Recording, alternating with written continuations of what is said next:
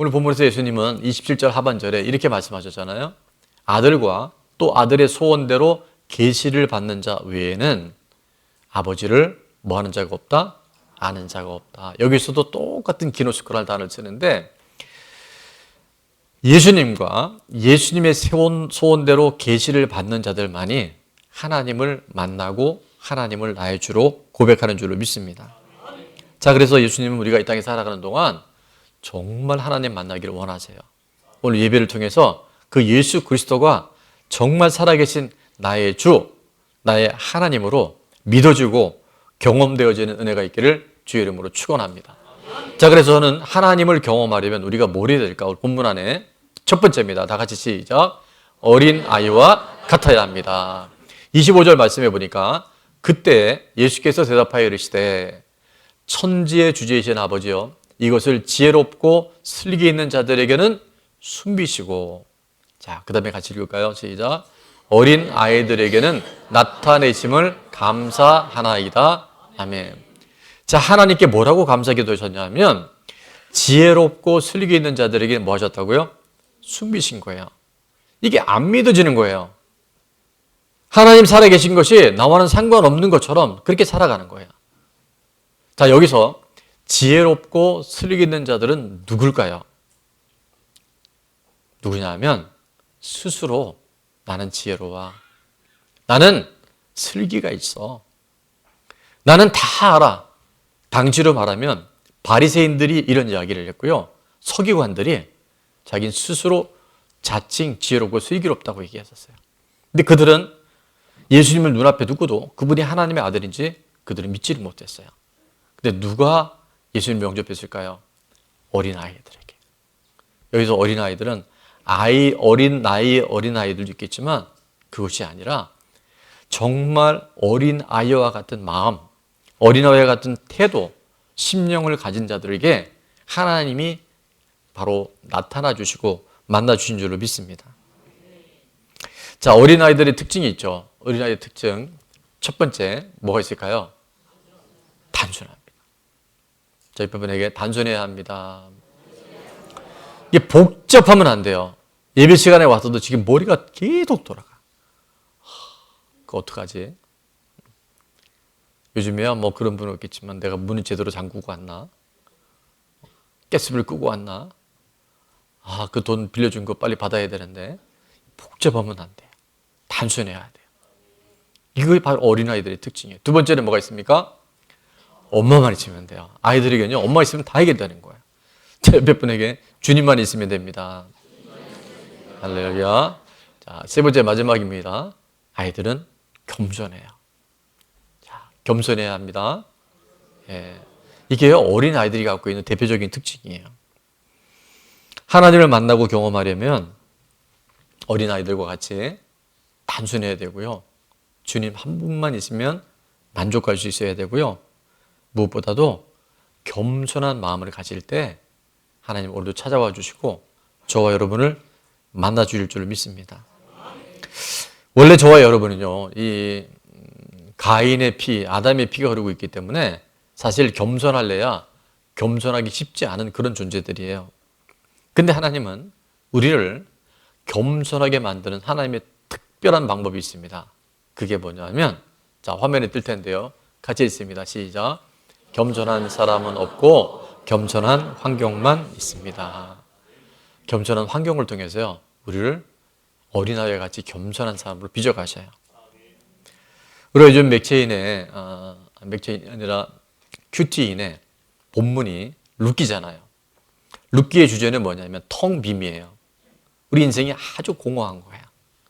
세상을 따라가다 보면 갖는 것 같은데 다 날아가 버려요. 근데 거기에 등장하는 엘리멜렉과 나홈이라고 하는 두 사람이 이제 유다 베들레헴은 어떤 뜻이냐면 어떤 뜻이 있었다 그랬죠? 찬송의 떡집인 거예요. 유다는 하나님을 찬양하다, 베들레헴은 떡집이라는 의미가 있는데 바로 하나님을 예배하는 자리, 하나님과 만나는 찬양이 있는 자리가 유다 베들레헴인데 흉년이 오니까 그들이 어디로 가냐면 너무나 농사가 잘 되고 살기가 좋은 모압 땅으로 이민을 가버렸네. 거기 가면 잘 될 줄 알았어요. 흉년이 와도 우리는 있어야 할 자리에 있는 것이 하나님의 뜻인 줄로 믿습니다. 근데 그 흉년에 그들이 있어야 할 자리를 떠나서 세상으로 가버리니까, 모압으로 가버리니까 뭐가 왔어요? 2차 흉년이 옵니다. 2차 흉년이 뭐였냐면 그토록 하나님처럼 의지했던 남편, 아빠, 아버지 엘리멜렉이 죽어요. 2차 흉년이 오면 그가 깨달았어야 되는데 나오니까 깨닫지 못합니다. 그리고 마지막 세 번째 3차 흉년이 와요. 그게 뭐였었죠? 내 생명처럼 아끼는 두 아들이 말론과 기련이 또 죽어요. 근데 그 세 번째 흉년을 통해서 나오미는 비로소 변화가 일어납니다. 그 변화가 뭐냐면 그 흉년 속에서 뭐가 들렸는지 아세요? 하나님 말씀이 들리는 거예요. 말씀이 들리면 살아납니다.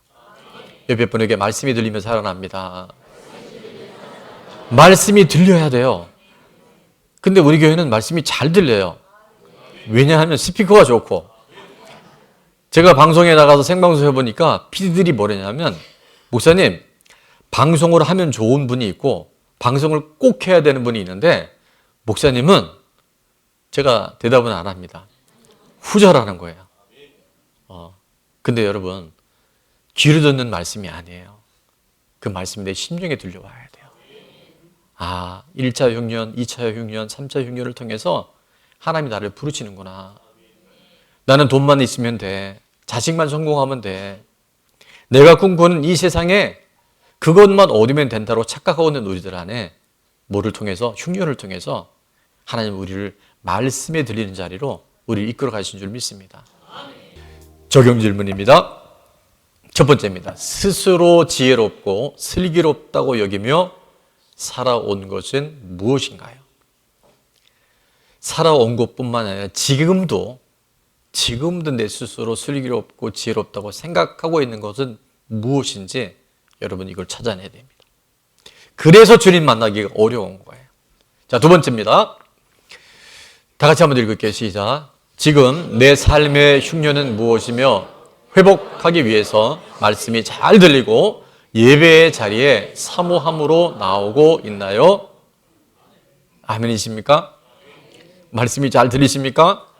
육신을 듣는 거 말고 이게 심령으로 들려야 되는 하나님의 말씀이 있어요. 그리고 예배 자리가 억지로 오는 게 아니에요. 오늘 몸도 좀 찌뿌둥한데 또 애도 보니까 보채는데 그래서 유아실에 지금 많이 못 나왔어요. 유아실 못 나오는 건 용납이 돼요. 감기 옮길까 봐. 근데 예배가요, 의무가 되면 너무너무 힘들어요. 근데 똑같은 예배인데 의무가 아니라 생각을 여러분 전환해야 합니다.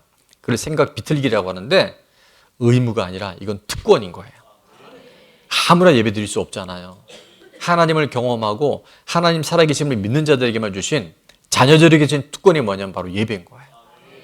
예배의 사모함과 감격이 날마다 넘쳐날 수 있기를 축원합니다. 자, 마지막입니다. 하나님 경험하려면 다 같이 했습니다. 시작. 아버지의 뜻이 언제나 옳습니다가 인정되어야 합니다. 아멘.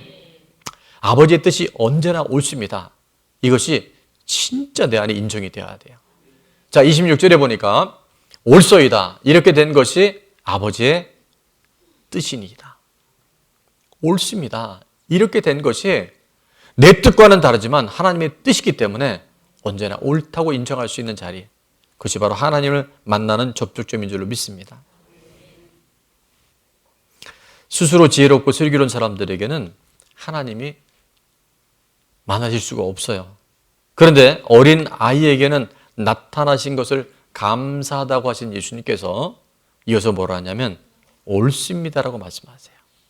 옳소이다라고 말씀하세요. 보이는 것이 전부인 줄 알고 하는 사람들, 전도를 해보면 이 복음을, 예수님을 잘 안 받아들인 사람들이 되게 많아요. 그때마다도 우리는 기억해야 될 게 뭐냐면 따라서 합니다. 하나님은 언제나 옳습니다. 너무 사랑해서 결혼했잖아요. 재밌는 얘기가 있어요. 너 없으면 못 살아가 돼서 결혼을 했는데 결혼을 하고 보니까 너 때문에 못 살아. 그런 분들 하나님 만나는 기회인 줄로 믿습니다. 배우자의 흉년이 하나님 만나는 지름길인 거예요. 나를 겸손하게 하셔서 하나님을 만나게 하시는 더 큰 계획이 있는 줄 믿습니다. 그래서 참된 영성이 뭐냐면요, 참된 영성이라 변하지 않는 그 사람을 통해서 내가 변해야 되는 거예요. 이게 구속사라는 거예요. 이게 바로 하나님을 만나는 사람들이 새롭게 경험하는 믿음의 경지인 줄로 믿습니다. 자, 사람을 변화시키려 하지 말고 우리 인생의 주인을 분명히 합시다. 그럼 희한하게요, 여전히 문제가 있고 여전히 장애물이 있는 것 같은데 우리는 넉넉하게 하나님을 만남으로 인해서 그 문제를 통과하게 되는 줄을 믿습니다. 저는 조지 뮬러 목사님이 5만 번 기도 응답을 한 번, 두 번, 세 번 다 하셨는지 모르겠는데 어쨌든 책 제목이 5만 번 응답받은 조지 뮬러의 기도라는 책이 있어요. 이 책에 보면 뮬러 목사님이 처음 예수님 만나고 난 다음에 전도를 시작했는데 5명의 친구를 놓고 기도합니다. 근데 3명의 친구는 불과 몇 달 안에 다 예수님 영접해서 이제 하나님의 자녀가 됐는데 4번째, 5번째 친구는 전혀 요지부동인 거예요. 그래서 52년 동안 복음을 전했는데 여전히 안 들어요. 근데 4번째 친구가 언제 하나님을 만났냐 하면 임종에 가까운 것을 알고 조지 뮬러 목사님 섬기던 교회에 내가 이제 마지막 고별 설교를 하길 원합니다. 부축을 받아서 설교를 올리셨는데 거기서 예수 그리스도가 누군지 전합니다. 근데 그때 그 4번째 친구가 내 친구가 마지막 설교를 한다고 하니까 한번 그 예배에 참석해보자고 갔다가 그 복음이 들린 거예요. 그리고 예수님 영접해서 하나님의 자녀가 됐어요. 근데 누가 남았어요? 한 사람이 또 남은 거예요. 이 친구는 아예 상관없이 그냥 생활을 했어요. 근데 조지 뮬러 목사님 돌아가셨기 때문에 어디 왔을까요? 장례식에 온 거예요. 장례식에 와서 얘기를 들어보니까 내 친구 뮬러가 자기를 위해서 52년 동안 기도했다는 얘기를 듣고 거기서 마음이 깨져버립니다. 그리고 그 자리에서 예수님을 영접해요.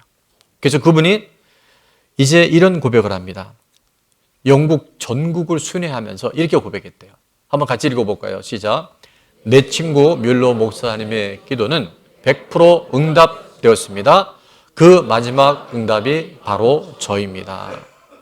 뮬러 목사님은요, 왜라고 묻지 않으셨어요. 왜 하나님 제가 전도하고 제가 기도했는데 왜 변하지 않습니까? 얘기하지 않았어요. 5만 명이 넘는 고아들을 섬기면서 왜 물질이 부족하냐고 말씀하지 않으셨어요.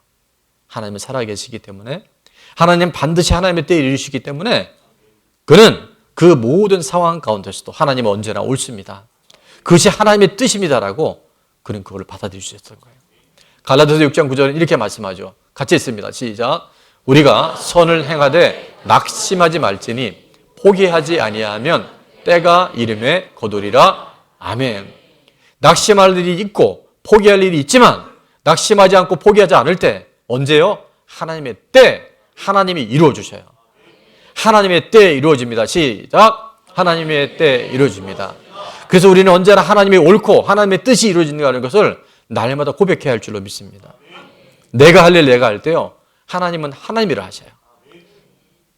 왜라고 묻지 마십시다. 하나님 살아계시잖아요. 자, 같이 읽습니다. 시작. 하나님은 언제나 옳습니다. 여러분, 하나님은 언제나 옳습니다.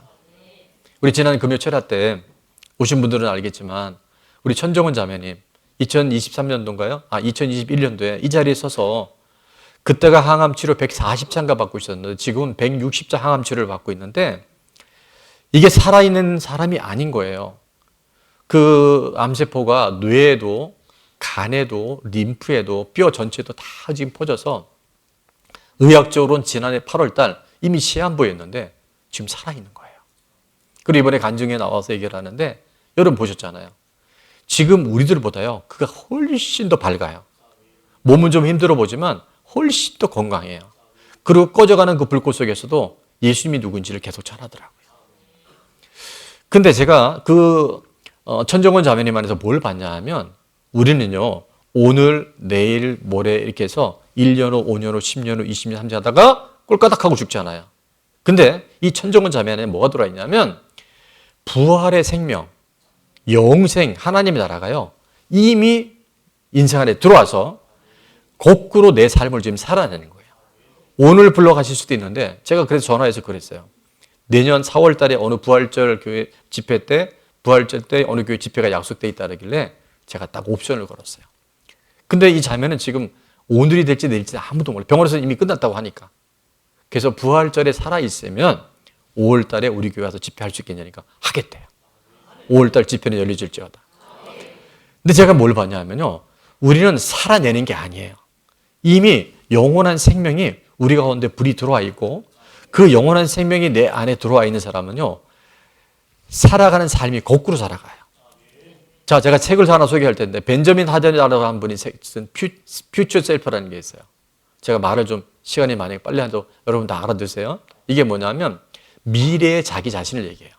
자, 이 퓨처 셀프는 뭘 얘기하냐면 대부분의 사람들은 목표를 이루어갈 때 현재에서 미래를 향하여 그렇게 노력해서 계획하잖아요. 근데 이 퓨처 셀프에서 벤저민 하든 이렇게 얘기합니다. 내가 이미 이루어져 있는 완성된 그 지점에서 거꾸로 계산해 보라는 거예요. 내 삶을 하나하나 거기에 맞춰보라는 거예요. 이 교회가 건축이 되어질 때 성곡새마을금고의 이사장님이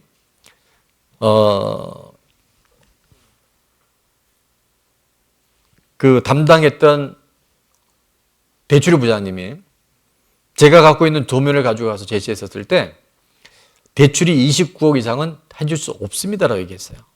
근데 그때 이사장님이 한 유명한 얘기가 있어요. 임 부장 그렇게 계산하지 말고 교회가 건축이 다 된 이후에 준공이 나고 건물 평가가 나오고 땅값을 다시 계산했을 때 따라서입니다. 거꾸로 계산해봐. 거꾸로 계산해봐.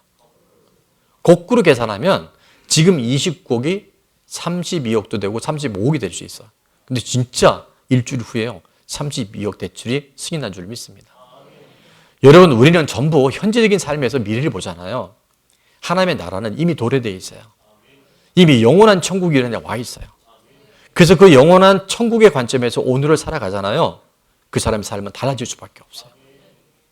이 말씀이 귀 있는 자는 들려지게 될지어다. 그래서 벤저민 하든은 이런 얘기를 합니다. 제가 이제 이걸 요약을 한 건데요. 한번 따라 읽습니다. 시작. 미래의 내가 현재의 나를 견인하기. 미래의 내가 100세가 돼도 건강하고 맡겨진 사명을 감당할 수 있는 미래의 내가 오늘 나를 견인해 가는 거예요. 그럭저럭 살아가는 인생이 아니라 영원한 생명이 내 안에 와 있기 때문에 그 생명으로 살아내는 것이 부활의 생명이고 하나님을 아는 자들에게 주신 하나님의 능력인 줄로 믿습니다. 상담하게 보니까 이런 얘기 있더라고요. 40대의 내가 20대의 나에게 이야기해 주기라는 말이 있어요. 20대 여러분 너무 힘든 시절이 있었잖아요. 지금 20대 살아가는 사람들이 있을 수 있어요. 근데 내가 40을 살아보니까 20대 때 내가 참 쓸데없는 걱정을 많이 했구나. 그렇게 힘들게 살지 않아도 됐는데. 그래서 40인 내가 20대 나에게 이야기해 주는 거예요. 근데 이걸 어디다 적용할 수 있냐면 앞으로 20년이 더 살아는 60대에 지금의 나에게 내게 얘기해 주는 거예요. 뭐라고 얘기해 줄까요? 괜찮아. 걱정하지 않아도 돼. 네 잘못이 아니야. 괜찮아. 자, 옆에 분에게 한 번만 그렇게 했으면 좋겠어요. 괜찮아. 하겠습니다. 괜찮아. 이게요, 미래의 나가 현재의 나를 이끌어가는 거예요. 현재의 내가 힘겹게 그 인생을 살다가 끝나는 게 아니고 우리는 이미 영원한 천국, 하나님의 나라, 영생이 우리한테 와 있잖아요. 죽음도, 그 어떤 실패도, 그 어떤 두려움도 우리에게는 더 이상 문제되지 않을 줄로 믿습니다. 이것을 알았던 다윗은 놀라운 시편 고백을 하더라고요. 시편 139편에 이렇게 얘기합니다. 여호와여, 주께서 나를 살펴보셨으므로 나를 어떻게 한다고요? 잘 하신다는 거예요.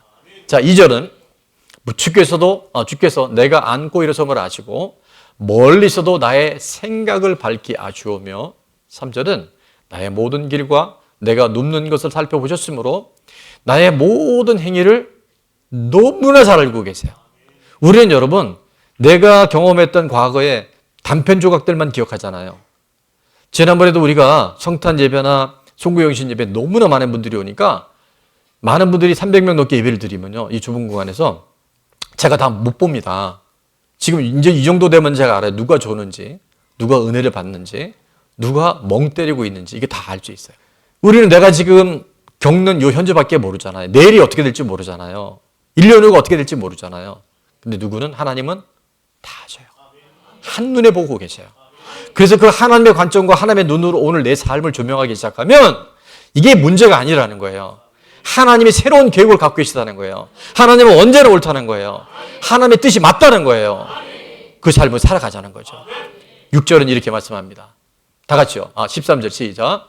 주께서 내 내장을 지으시며 나의 모태에서 나를 만드셨나이다.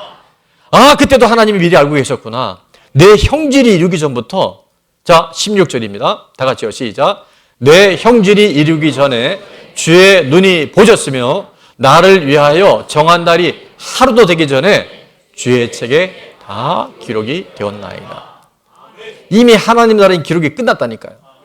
그런데 이왕이면 오늘 내가 억지로 살아가는 것이 아니라 하나님 나라, 하나님의 그 약속의 말씀에 따라 오늘 내 삶을 튜닝해버리면 놀라운 그 기념책에 여러분의 아름다운 이름들이 영롱하게 새겨지게 될 줄로 믿습니다. 주의 책에 다 기록되어지는 은혜가 있게 될지어다. 이것을 깨달은 성호 호스트는 이렇게 얘기합니다. 한번 다 같이 읽어볼게요. 시작. 영원한 현재. 영원한 현재로 살아가는 거예요. 과거, 현재, 미래가 아니라 영원한 현재가 이미 와 있어요. 이걸 알고 살아간 사람, 전종원 자매는 그걸 살아가더라고요. 오늘 여러분에게 어떤 실패와 두려움이 있다 할지라도, 그것이 죽음이다 할지라도요, 이 영원한 하나님 나라가 이미 도래되어 있고 그 하나님을 만난 사람들은 부활의 생명으로 넉넉하게 이겨내게 될 줄로 믿습니다. 그래서 마지막으로 예수님 27절에 이렇게 말씀하셨어요. 내 아버지께서 모든 것을 내게 주셨으니 아버지 외에는 아들을 아는 자가 없고, 또부터 같이 읽겠습니다. 아들과 시작. 아들과 또 아들의 소원대로 계시를 받는 자 외에는 아버지를 아는 자가 없느니라. 아멘. 여기서 아들의 소원, 예수 그리스도의 소원대로 계시를 받는다는 건 뭐냐면 말씀이 들려지는 거예요. 말씀이 내 안에 신비에 새겨지는 거예요. 오늘 말씀이 들리는 분들은요, 하나님을 경험한다니까요. 다섯 번째 친구가 그 장례식에 와서 나를 위해서 52년 동안 기도했던 뮬러 친구 목사님의 그 기도가 들려지니까 예수님을 영접하고 영국 전역을 순회하면서 내가 바로 내 친구 뮬러 목사님의 100% 응답된 응답자입니다라고 고백하게 된 줄로 믿습니다. 하나님의 말씀을 매일 들을 수 있기를 주의 이름으로 축원합니다. 매일 하나님 말씀을 먹고 사실 수 있기를 주의 이름으로 축원합니다. 그리고 공동체의 조언과 처방을 꼭 받고 순종할 수 있길 바랍니다. 이것이 바로 이 땅에서 하나님은 언제나 옳습니다의 승리의 비결인 줄을 믿습니다. 자, 마지막 적용 질문이요. 첫 번째요. 시작. 변화되지 않는 그 사람의 나를 변화시키려는 하나님의 계획임이 인정되나요? 여러분 안에 진짜 변화되는 그 사람이 아니고 나를 변화시키려는 하나님의 계획이라는 것. 그래서 그분을 만나면 늘 감사하세요. 제가 우리 자녀들한테 감사한다 그랬잖아요. 자, 이딴 얘기하면 안 되고. 자, 두 번째입니다. 시작. 미래의 내가 현재의 나에게 하고 싶은 말은 무엇인가요? 여러분, 미래의 나의 그 60대, 70대, 80대의 내 모습에서 지금 나에게 해주고 싶은 말이 뭔지를 한번 여러분이 실제 한번 적용을 해보세요. 자, 마지막 질문입니다. 시작. 지금의 문제를 해결하려보다 완성 시점, 하나님 나라 천국의 관점에서 현재를 재해석했을 때 무엇을 실천해 보겠습니까? 적용이 중요합니다. 자, 오늘 하나님을 경험하려면 첫 번째요, 어린아이와 같아야 합니다. 두 번째, 아버지의 뜻이 언제나 옳습니다가 인정되어야 합니다.